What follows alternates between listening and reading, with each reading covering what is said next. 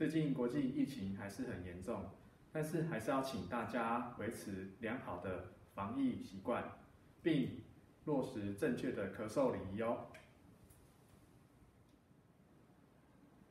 嗨，哈，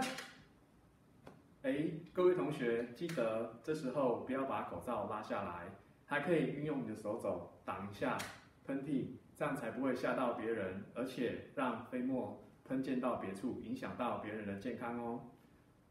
当然，这时候你可能会觉得口罩里面湿湿的，不舒服，非常想换口罩。没关系，你可以选择替换。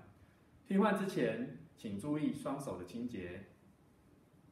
你可以利用酒精干洗手，喷2下之后，确实把你的双手清洁干净，或者利用湿洗手，利用内外夹攻大力丸的方式清洁你的双手会更好哦。换口罩的时候，直接把旧的口罩拿下来，折叠好之后，直接投入垃圾桶。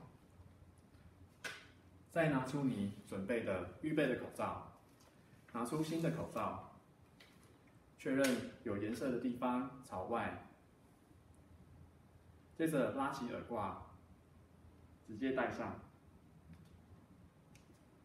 调整大小，压紧压条，这样就完成戴口罩的步骤喽。2021防疫一起来！